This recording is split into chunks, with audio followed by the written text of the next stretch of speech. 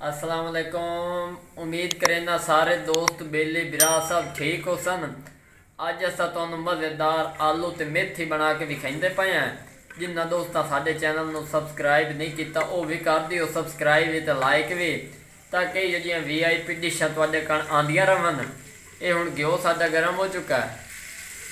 गर्म घ्यो दे विच असीं पाइंदे पे 4 प्याज। बिस्मिल्लाह रहमान रहीम। बिस्मिल्लाह पढ़नी चाहिए, सवाब मिलता तो बरकत पौंदी है सालन शालन चेक करो। असीं इहदे विच प्याज पा दिते ने 3 तो 4। इन्हों हुण असीं भुनी लईसूं। उस तो बाद तुहानूं फिर इहदी लुक विखाइने आ। ब्राउन लाजमी करेसूं, क्योंकि ब्राउन तो बगैर इन्ना बेहतरीन होना कोई नहीं। फिर तुहानूं असीं इहदी लुक विखाइने आ। अस्सलाम वालेकुम मेरे बिरावो दोस्तों, ठीक हो सो? वसल साढ़े सड़ते पे वे बिच अस मसाला पाते पे। ठीक हो गया। 2 टमाटर हैं ते 3 सबल मिर्च हैं ते थूम ते उस तो बाद होर किश है बिच टमाटर। ठीक हो गया। अदरक के बिच है अदरक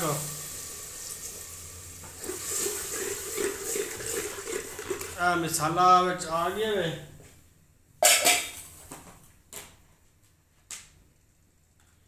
डब्बे ना दबा भावें विच। अद्धे चमचे हल्दी दी, अद्धे चमचे नमक दे,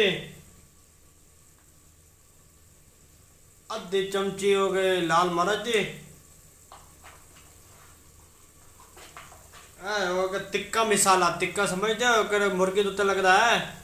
ठीक हो गया। अद्धे चमचे गरम मसाला कड़ा खाने में हाजमा करता है मैदे नू। ठीक हो गया। हो गए धानियाँ। ठीक हो गए, सुक्कियां धानियाँ।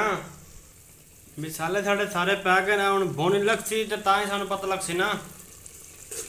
उत्ते घ्यो दा नतारम सी तो फिर ठीक हो गया। मसाला सारा सारा पै गया। मसाले सारे हो सन तो सारा काम चल सी ना। ठीक हो गया। साढ़े चैनल नू सबसक्राइबर किया करो, लाइक भी कमेंट भी सन कमेंट दस्या करो साढ़े तो कित गलती होंदी पई है। ठीक हो गया ना मेरे बिरावो दोस्तों बहनों। ठीक हो गया ना। तला साढ़ा लगता पिया। ठीक हो गया। मसाले साढ़ा बन गया। ठीक है माशाल्लाह। खुशबू जमती पई है। फिर भी हुण अस पाते पे सब्जी। आधा किलो मेथी, आधा किलो आलू। ठीक हो गया। बेहतरीन फुल गोभी है। ठीक हो गया। देखो माशाल्लाह सुभान अल्लाह। ठीक हो गया। बिस्मिल्लाह रहमान रहीम। थोड़ी थोड़ी पाने क्या कि ज़्यादा नहीं पाने क्या कि बाहर रोटी हो जाती है ना, तुम पता ही है। फिर मुड़ो बर्तन सारे को छोटा है।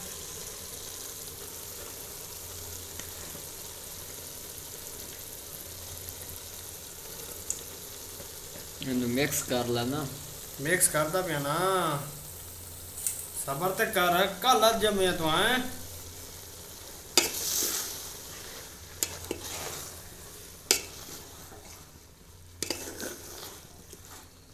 आलू ते मेथी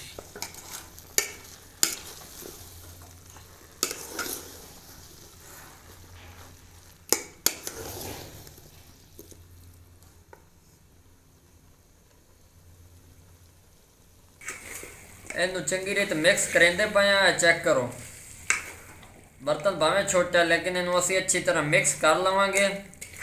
मेथी नू भी ते आलू नू भी, क्योंकि मज़ेदार जिहड़ा इहदा टेस्ट है ना वो तुहानूं नाल नाल विखावांगे। इहदी थोड़ी जी भुनी लावांगे, क्योंकि भुनी नाल एक मसाला जिहड़ा ना इहदे अच्छी तरह मिक्स हो जासी। उस तो बाद फिर तुहानूं असीं इहदी खूबसूरती विखाइने आ। चेक करो 2 मिनट बाद तुहानूं मुड़ इहदी लुक विखाइने आ। देखो जी इहदी भुनी जिहड़ी है लग चुकी है। तो पानी असा कोई नहीं पाया, पानी मेथी अपना छोड़ी खलोती है। तो मुड़ भी असी विच अद्धा गिलास पाइने आ, ज़्यादा नहीं। बिस्मिल्लाह रहमान रहीम। इस अद्धे गिलास की ताकत ये होनी है कि जिहड़े साडे आलू हैं वो इहदे नाल गल जासन। तो मेथी नूं खुश्क करेसूँ तो मुड़ लाहीसूँ। ये ना समझो कि पानी पाई खलोते तो पता नहीं सही पकाइंदे हैं कि नहीं।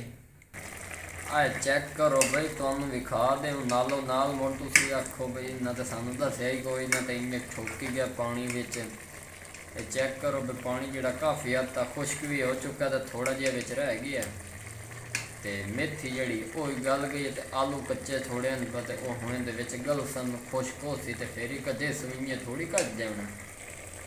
माशाअल्लाह सुभान अल्लाह। देखो जी साडी मेथी आलू ਜਿਹੜਾ ਨਾ ਕਾਫੀ ਹੱਦ ਤੱਕ ਰੈਡੀ ਵੀ ਹੋ ਗਿਆ ਤੇ ਸਿਰਫ ਹੁਣ 1 ਤੇ 2 ਮਿੰਟ ਦਾ ਟਾਈਮ ਲੈਣੇ ਤੁਹਾਡੇ ਕੋਲੋਂ, ਫਿਰ ਤੁਹਾਨੂੰ ਲਹਾ ਕੇ ਵਿਖਾਈਆਂ। ਤੁਸੀਂ ਆਖੋ ਬਈ ਹੱਡੀਆਂ ਤੇ ਨੇ ਗਲਦੀਆਂ ਪਈਆਂ ਕਿ गोश्त नहीं हकलदा पिया। माशाअल्लाह सुभान अल्लाह जी। ये देखें हमारी मेथी जो है वो रेडी हो चुकी है, आलू मेथी। ये देखें जी, बिस्मिल्लाहिर्रहमानिर्रहीम। बिल्कुल आसान तरीका, कोई मुश्किल नहीं है। एक बार ट्राई ज़रूर करें, इंशाल्लाह आप लोगों को मज़ा आएगा। अगर वीडियो पसंद आई हो तो चैनल को सब्सक्राइब, लाइक, शेयर ज़रूर कर दें ताकि इस तरह की लेटेस्ट वीडियो आप लोगों तक बर वक्त पहुँचती रहें। दुआओं में याद रखना। तब तक के लिए इजाज़त चाहते हैं। अल्लाह हाफिज़।